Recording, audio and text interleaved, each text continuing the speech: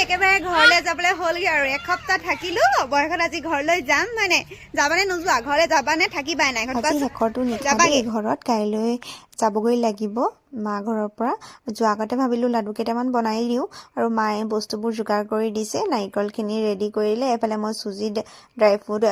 ভাজিলো আৰু এইফালে বনাবলৈ আৰম্ভ কৰিয়ে দিলো ঘৰলৈ অহাৰ ডিসিশনটো মোৰ পটককৈ হৈছিল মানে বাহত আহিছিলে আৰু মায়ে নখোৱাটো সেই কাৰণে লগতে মিলাই পাতি দিলে আমিও আহি গলো এফালে চকচোন জেঠাইকে কেনেকৈ ধুনীয়াকৈ মেখেলা চাদৰযোৰ বনাই আনিছে বেটিৰ কাৰণে খুব মৰম লগা নহয় নে বাৰু নেদেখা বস্তু এটা দেখিলো বুলি ক'ব লাগিব মানে হাতী বহুত দিনৰ মোৰ পদলিমুখৰ